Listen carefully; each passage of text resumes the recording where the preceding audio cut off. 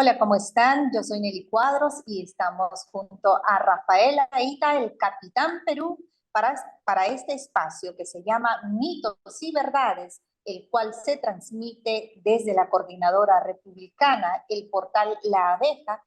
Estamos también en VHTV, por Cable Más, en VES TV y en Conectados TV.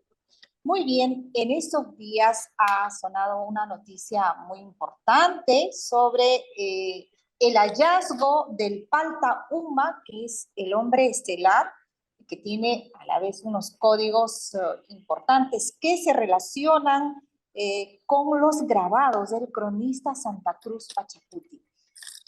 Y quien nos va a explicar, por supuesto, a mayor profundidad al respecto es Rafael Aita, el Capitán Perú. Bienvenido, Rafael. Hola, ¿qué tal? Muchas gracias, Nelly. Y sí, por supuesto.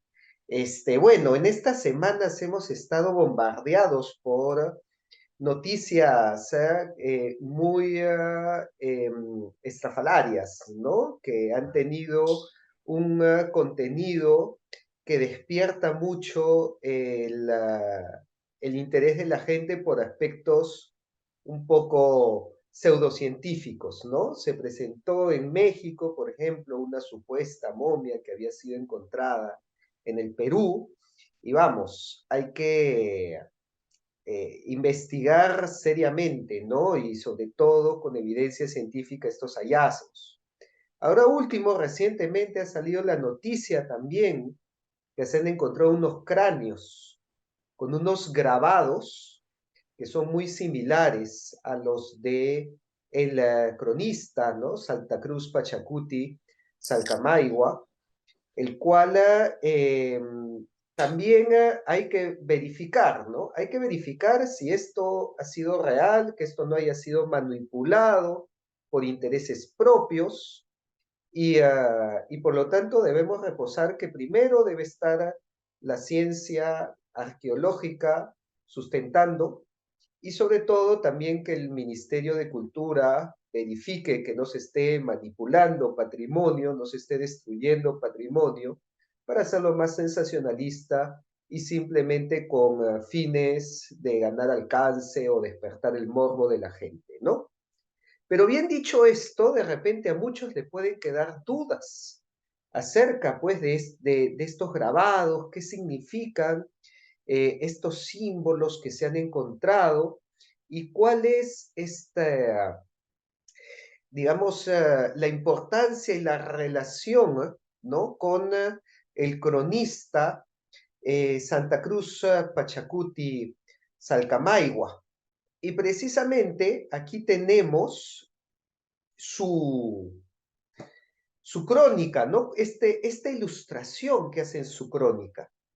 Y muchos pues han entendido esta ilustración del cronista como un resumen de la cosmovisión y de las creencias de la época incaica, porque acá tenemos a las principales deidades, a los principales apus, a los principales cultos que se remontan a la época incaica, ¿no? Tenemos el Inti, la quilla, sol y luna, ¿no? Tenemos las estrellas, los luceros de la mañana y de la tarde, tenemos al rayo, Illapa, la Pachamama, la tierra, Mamacocha, el agua, entre otros elementos que rodean al hombre y la mujer, ¿no? Como elementos centrales, y que ellos están encima, pues, de un entramado, ¿no? Que representa la tierra, también a los cultivos.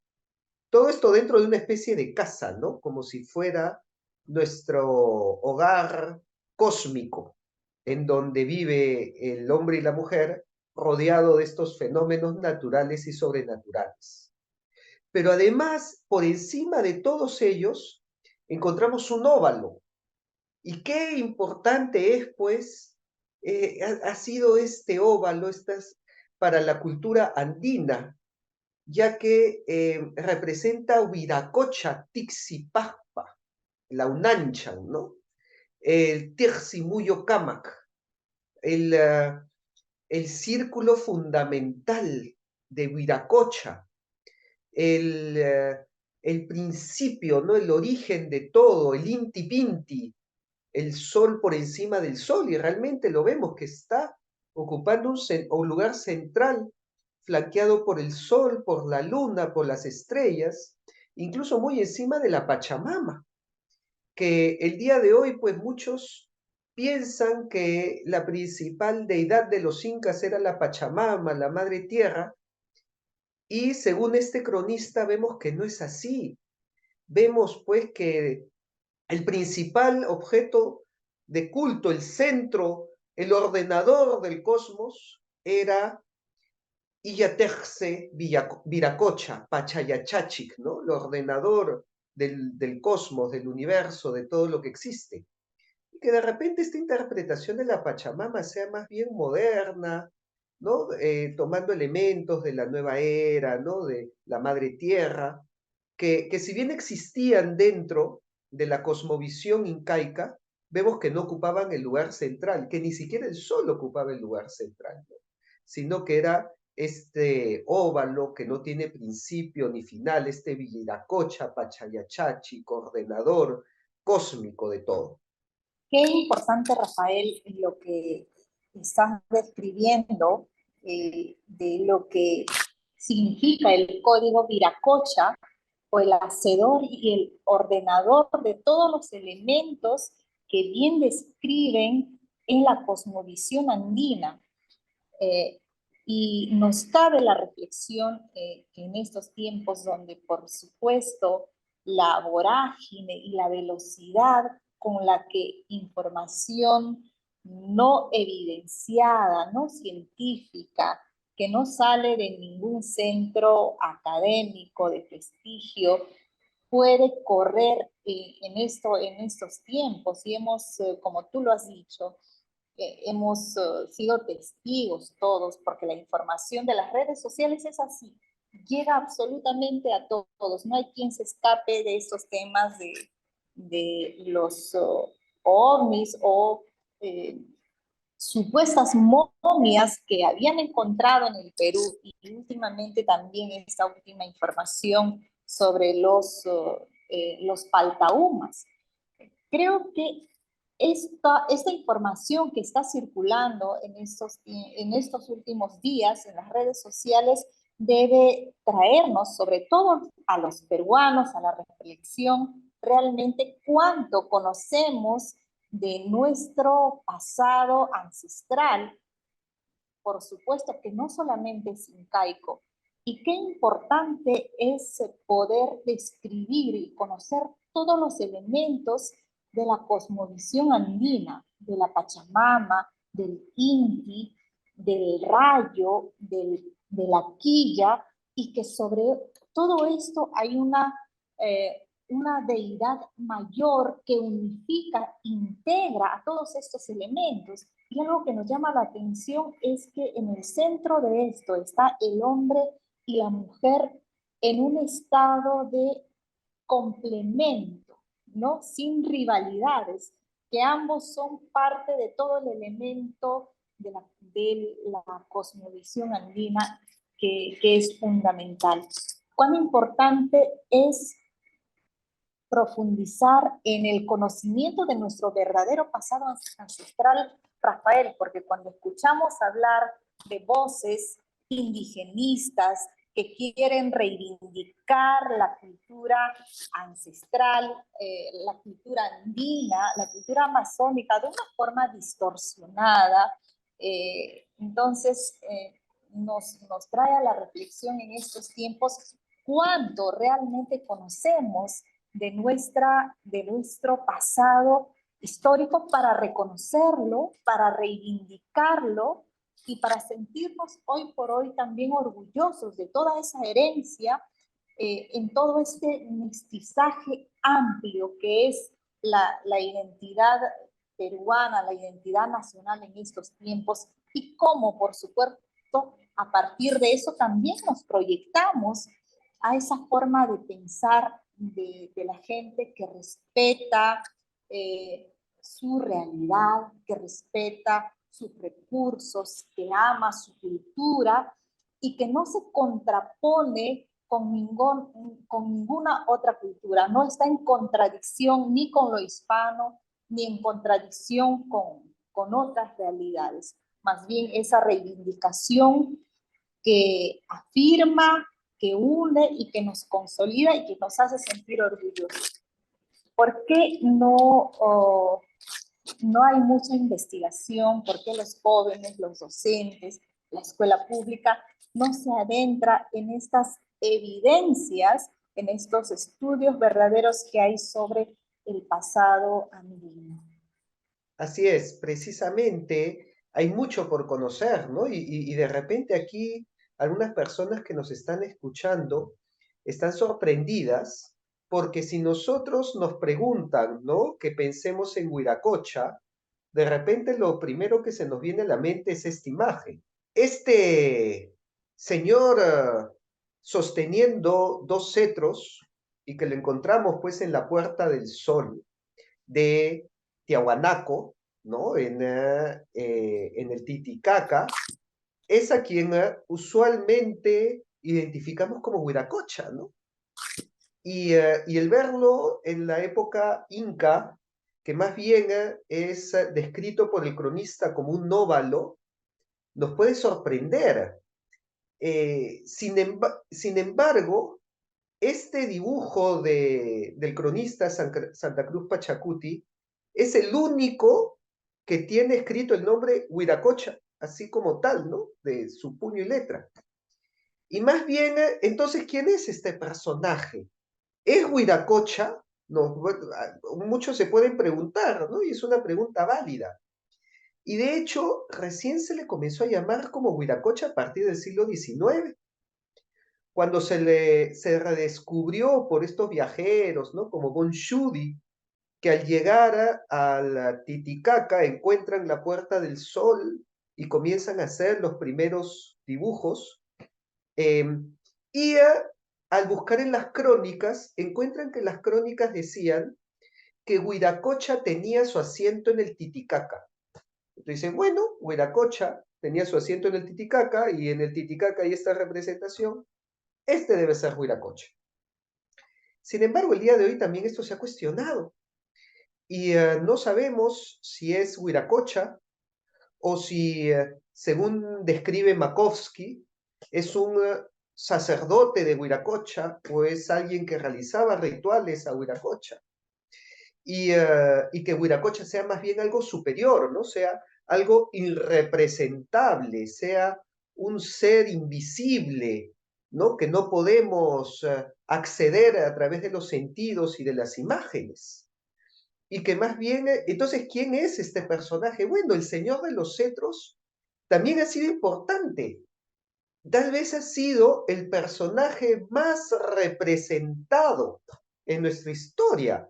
Encontramos al Señor de los Cetros, a este personaje sosteniendo dos varas, desde Sechín. O sea, estamos hablando pues de 2000 o 2400 años antes de Cristo. Y lo encontramos también en una de las representaciones más conocidas por los peruanos, que es esta de acá, ¿no? La famosa Estela Raimondi. Estamos hablando de Chavín. Y claro, esta figura Chavín, si bien encontramos pues que está llena de mitología, ¿no? De animales como serpientes, arpías, el águila arpía, ¿no? Felinos y demás, no se nos debe escapar que está sosteniendo un cetro en cada mano. Entonces, desde Chavín ya teníamos al personaje de los cetros. Bueno, también lo encontramos en culturas como Nazca y ni hablar de Huari, Tiahuanaco, está representado por todos lados. De repente el personaje más representado en nuestra historia andina es el Señor de los Cetros. Y nos preguntamos, pues, quién era y si realmente era Huiracocha, posiblemente, ¿no? Posiblemente. Rodgorowski dice que se le llamaba Huari y que de ahí vino el nombre de Huaricocha y luego Huiracocha, ¿no? Esta interpretación la hace Bonchudi. Pero lo que encontramos es una involución artística, por así llamarlo, pero una evolución en el pensamiento. Aquí vemos, ¿qué es lo que vemos en el personaje de los dos cetros, ¿no? Vemos a un ser de características zoomórficas, ¿no? Con garras, con colmillos por todos lados, con un pelo serpentuoso. Es prácticamente una deidad animal, ¿no? Animalizada, o son los animales, las fuerzas de la naturaleza, que se convierten en objeto de culto para los chavín. Pero si nosotros regresamos al que vimos en la Puerta del Sol, de Tiahuanaco, ya no tiene,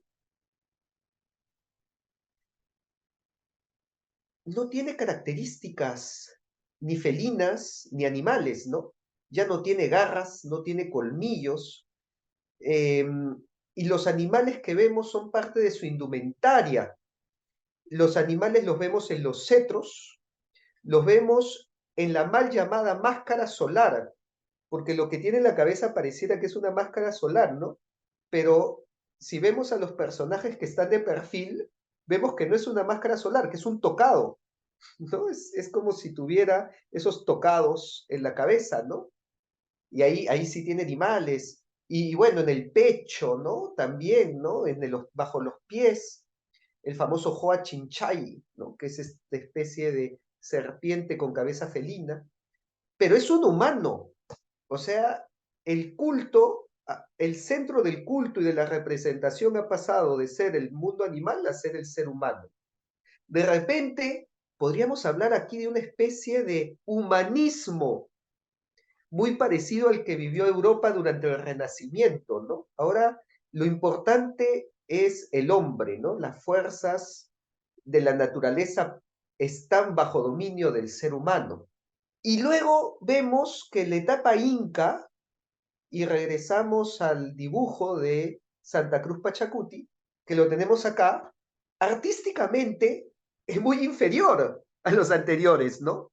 O sea, si vemos pues desde Chavín, que la cantidad de objetos y riqueza visual que se plasma en la piedra, pues palidece el óvalo, ¿no? Es un óvalo muy simple, es un óvalo muy parco. Pero sin embargo, en un nivel de pensamiento es más elevado, porque ya te dice, no, el centro del universo, el centro cósmico, no es ni los animales, ni las fuerzas de la naturaleza, y ni siquiera el hombre que está por debajo, ¿no? Sino es un ser superior, invisible, que no tiene ni principio ni final, que es ordenador y que no podemos acceder y que no se le puede representar por los sentidos, ¿no? Entonces es un pensamiento más elaborado, más refinado, que incluso ha llevado a muchos historiadores a pensar cuánta influencia católica y cristiana había en el cronista a la hora de dibujar esto. Pero el cronista menciona que esto él lo vio en el Coricancha. Y si de alguna manera pues hubo una influencia de la religión occidental y del cristianismo, pues parece que no era muy contradictoria con lo que ya los incas tenían, porque los incas aceptaron rápidamente el cristianismo y como vemos, pues lo incorporaron dentro de sus creencias, ¿no? Entonces, y vemos también evidencia de que el pensamiento sí ya apuntaba a un creador, más que un creador, un ordenador del cosmos, ¿no? Un Huiracocha Pachayachachic. Y por lo tanto nos ayuda a entender mejor a nuestros antepasados, en qué creían, qué pensaban y también cómo ha habido algo que los europeos no lo quieren aceptar hasta ahora, pero que yo creo que algún día lo aceptarán.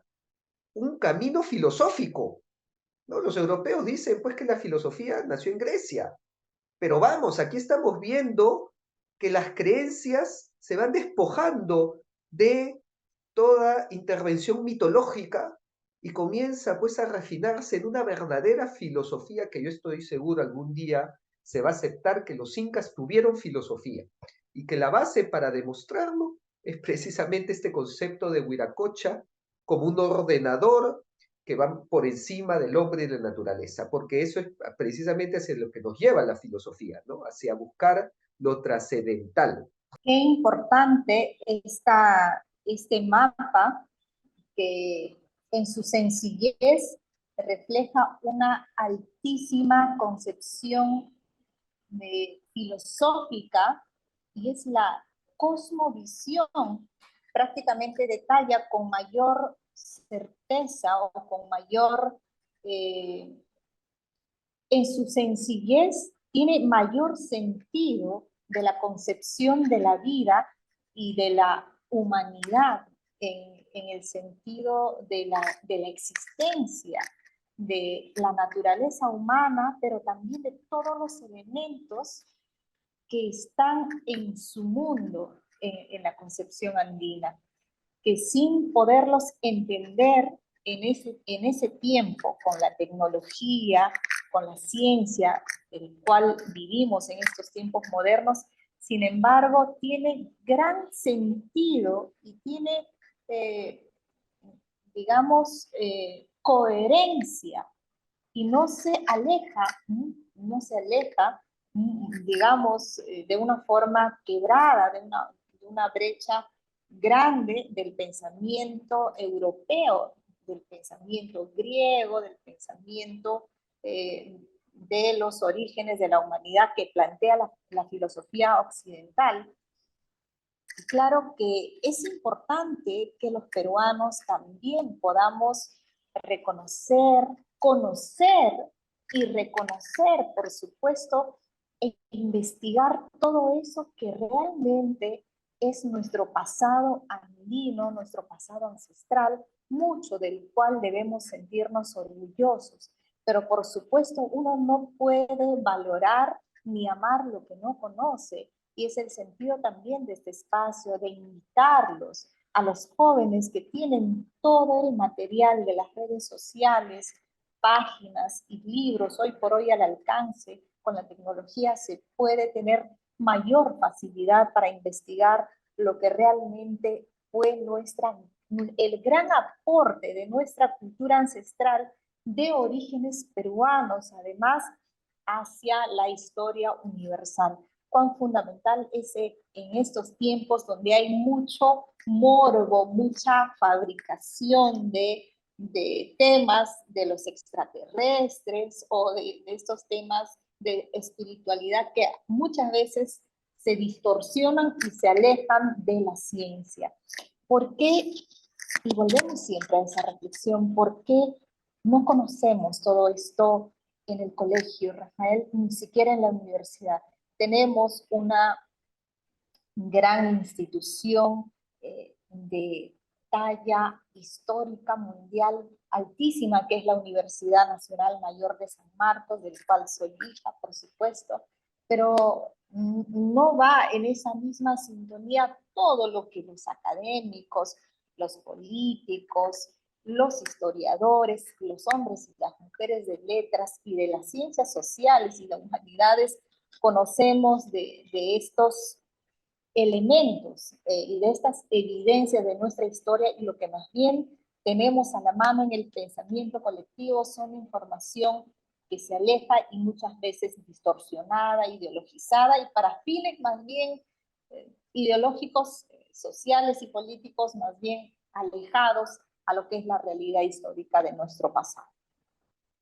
Sí, precisamente esta es una invocación para hacer un estudio, estudiar seriamente nuestra historia, así nos permite conocernos mejor y obviamente parte de eso es cuidar nuestro patrimonio, ¿no? Porque si estamos dejando de lado nuestro patrimonio y permitimos que se manipule, que se tomen pues ya sean huesos, ya sean momias, y personas externas las modifiquen simplemente por ganar atención o alcance o vistas en sus videos, le estamos haciendo un gran daño al Perú y a nosotros mismos, a lo que es nuestra identidad. Así que no solamente son las universidades, ¿no? Los institutos, los colegios, quienes deben entrar a estudiar y conocer, también se hace el llamado al Ministerio de Cultura que cobre mayor responsabilidad a la hora de cuidar este patrimonio y evitar pues que sea manipulado, ¿no? Y si hay personas que lo realizan, pues que deben responder ante la ley, porque no se puede destruir, no se puede manipular, no se puede engañar a las personas. Y más bien la información que recibimos sí tiene que ser verídica, ¿no? Si realmente se ha hecho un verdadero descubrimiento que no ha tenido intervención moderna, entonces que se ponga en mano de los arqueólogos, de los estudiosos, de los museos y de los laboratorios, para que transparentemente verifique que esto es así y de repente pues podemos conocer un poquito más de nuestra historia. Y yendo un poco al rol del Ministerio de Cultura, que es uno de los ministerios con mayor presupuesto y que el rol fundamental y su competencia es proteger, salvaguardar y dar a conocer, digamos, todo el legado arqueológico, arquitectónico, histórico y de muchos elementos de la historia peruana. Sin embargo, lo cierto es que en estos tiempos, en estos últimos años, el Ministerio de Cultura ha tomado otro rol, más bien más cercano al tema de la ideologización, ha tomado un rol más social político hacia un determinado, hacia una determinada forma de pensamiento político y se ha alejado de su verdadero rol, que es rescatar y salvaguardar todo el legado amplio de nuestro pasado peruano. Entonces, creo que es fundamental hacer esa reflexión porque hoy por hoy el Ministerio de Cultura es promotor de ideologías, es promotor de valores que son contrarios a los valores nacionales, fomenta cine, fomenta cultura, pero realmente no ha claudicado o no, o los peruanos lo hemos permitido en todo caso de que tome otro protagonismo con altísimos presupuestos de nuestro país. ¿Cómo, cómo y a quién le corresponde? ¿Cómo quebramos ese círculo vicioso? ¿A quién le corresponde? ¿Cómo podemos hacerlo? ¿Los ciudadanos qué pueden hacer? ¿Cómo cambiamos un poquito esa realidad? Sí, yo pienso pues que en el Perú tenemos una cultura tan rica en donde prácticamente cada región mantiene elementos em, artísticos, de danza, de música, de pintura, arqueológicos también, que incluso cada región sobrepasa a muchos otros países, incluso vecinos, ¿no? Ya cuántos países quisieran tener pues el patrimonio y la cultura que encontramos solamente en Cusco o solamente en Lambayeque o solamente en Cajamarca o solamente en Puno o solamente en Arequipa, en cuestión de historia, gastronomía, música, danzas, bailes, vestimentas, arquitectura. Sobrepasa cada región a muchísimos de los países, ¿no? Y por eso, pues, el rol del Estado debe ser el salvaguardar, el rescatar, el proteger y el difundir esto que tenemos. Y no necesitamos, pues, estar importando ideologías extranjeras, agendas marcadas desde ciertas instituciones que son ajenas al Perú y porque acá ya tenemos muchísimo, tenemos lo suficiente como para sorprender al mundo. Así que eso es en lo que deberíamos enfocarnos. Qué importante lo que mencionas, Rafael, y por supuesto es la intención y el entusiasmo de este espacio de generar un poquito, de invitar a los papás, a los chicos que tienen el acceso de las redes sociales, que también ahora los libros, todo el material académico de todo el quehacer de toda la historia de la humanidad, pero principalmente de nuestra historia peruana, también se puede acceder de manera fácil ahora con las redes, digamos, con la virtualidad. Antes pues tenías que ir a la universidad, hacer larguísimas colas, esperar que devuelvan los libros, que por supuesto ese ejercicio académico también es maravilloso, pero hoy más que nunca es más fácil de conocer, investigar nuestra realidad nacional, nuestra historia peruana. Y algo que has mencionado que es fundamental recalcar, tenemos tantísimo recurso arqueológico y yo quiero recordar el tema de Choquequirao que está en la provincia de la Convención en el Cusco, todo un conglomerado amplio de elementos de nuestro pasado ancestral que todavía no está puesta en valor. Se hizo muchos intentos, esfuerzos para su revaloración, para su puesta en investigación, para su protección, y hay muchas personas que van a hacer estos huaqueos, que extraen material a discreción y nadie hace nada al respecto.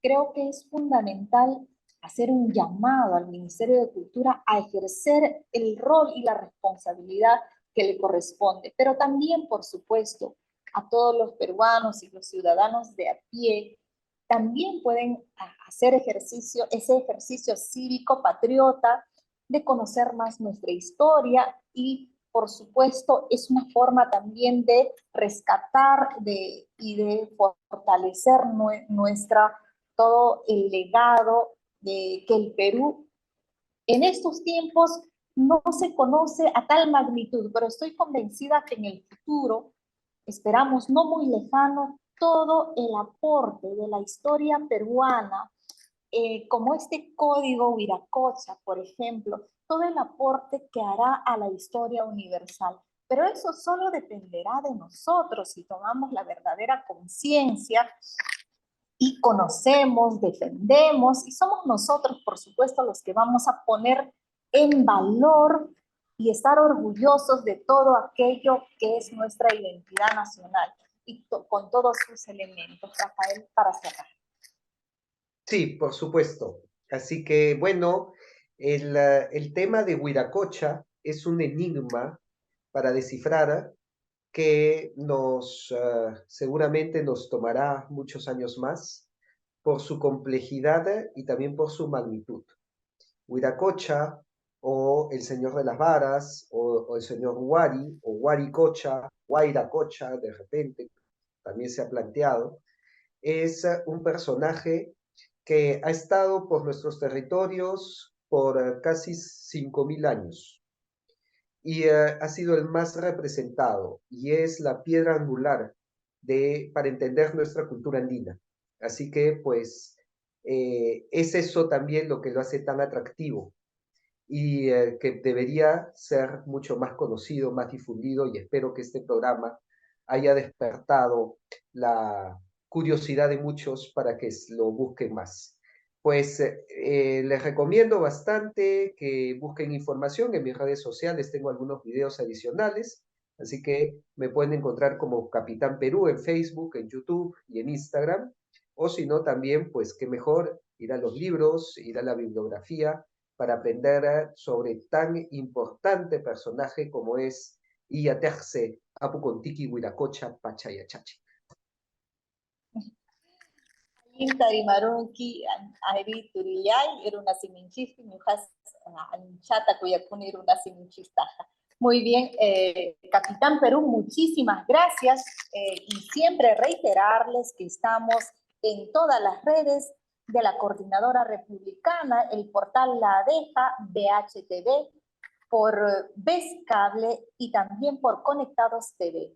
La intención y el entusiasmo de este espacio que se forja desde la Coordinadora Republicana es invitarte a ti como padre de familia, también como joven, que hagas ese ejercicio cívico y patriótico de adentrarte más en nuestra historia peruana, para que ninguna oleada ideológica que muchas veces se ha metido en las universidades, que tiene activistas políticos, distorsionen y utilicen nuestra historia peruana con fines e intereses políticos ajenos y contrarios, que además desgastan los valores de nuestra nación. Sé tú el protagonista de todo lo que ocurre en nuestra sociedad, en nuestra patria, y eso solamente lo vamos a hacer investigando y conociendo más de todo lo amplio que significa el pasado histórico de nuestra gran patria peruana.